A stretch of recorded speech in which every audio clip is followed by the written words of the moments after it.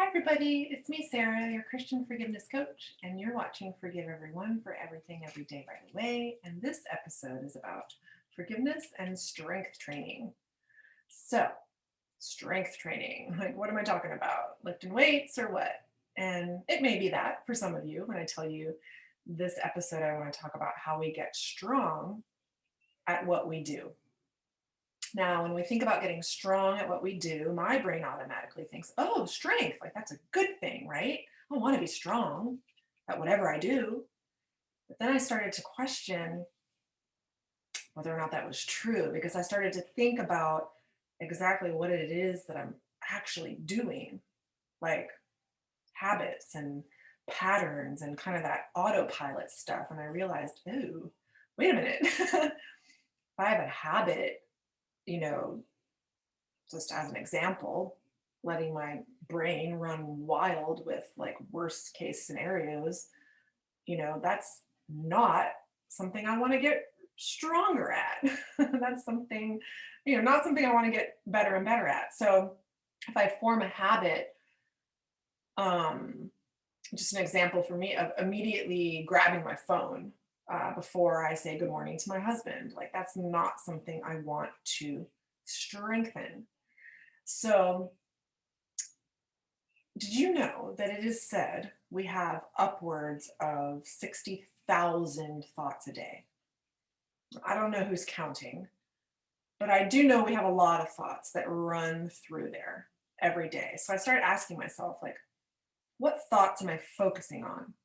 Am I focusing on criticism and judgment and irritations and therefore strengthening that skill? Or am I aware and then making conscious choices to focus on gratitude and positivity? And am I strengthening that skill? And I took a really good hard look at my prayer life. Is that an area I'm strengthening? Am I reading the word like every day? What are my daily habits?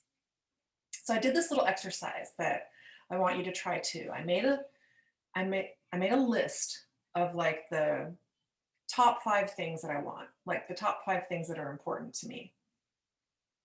So try making this list. And then after you make this list, try making a list of the 5 main things you did last week, like during the last week. And then you take those 2 lists and you compare them. Like, do they line up?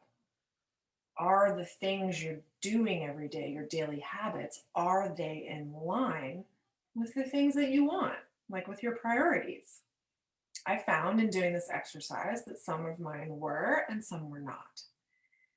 I want to wake up every day, and the first thing I want to do is talk to God. I want to thank Him. I want to just build on that relationship through prayer and worship and gratitude and just having a conversation. But lately, the first thing I've been doing is checking my phone. So I looked at my 2 lists and I saw that that was not lining up. And I thought about what I could do to change that. So for this one particular thing, I decided to start leaving my phone far away where I couldn't reach it, like even in the other room, so that I can't grab it from bed when I first wake up. So instead, I have a new devotional that my husband got for me, and I'm going to grab that instead. Now, that is how I want to start my morning off: a devotional, a conversation with my husband about it, not playing on my phone or checking my messages. That can always wait. So I thought about how this correlates with, working out, like strength training with weights. Because my husband's a strength and conditioning coach. So this is where my brain went. We get strong at what we do regularly, right? So whichever muscle we work on, it gets stronger. So I thought about that, what it takes to build a muscle. So first you have to want to, obviously. You have to have the will to do so. And you have to make a commitment to do so. And then educate yourself. But I also thought about how it needed to be intentional. Like we don't just like go out and grab and start, lifting heavy weights. We could get hurt. We could make other muscles weaker if we do it improperly.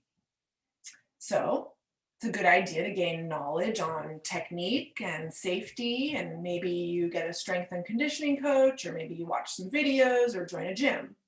And then you start slowly and you practice, right? And you practice and you practice and you practice, and you make it a habit. So then let's say you've done all of that and you have like the exact arms you want or the strong core that you're after, then you got to maintain it, right? You don't just work out, get the muscle and then stop, because what happens then? The muscle goes away, right? Then you have to start again and build it back up again. So it's not just about maintaining it.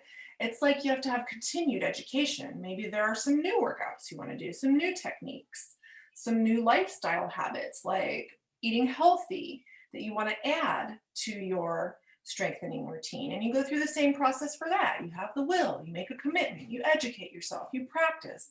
And then it kind of becomes this lifestyle. You get good at it, you get strong at it. So, one area I recognized how far I've come is how I worship. I used to go to church or like watch a service on TV, and I'd see these people like with their hands raised and their eyes closed, and like sometimes they're crying and they're just like singing out praises to the Lord. And I would watch them and I would watch them and I'd think like, oh my gosh, that is so cool. Like they're so moved and they're so into it. But I'm just not that kind of person that does that kind of stuff. I'm introverted and I'm very reserved. So over the last few years, I have slowly, totally become that person. I look back and I see how it unfolded. So first I had that desire and I found a church I loved. I found a church where I felt at home. So I began to sing.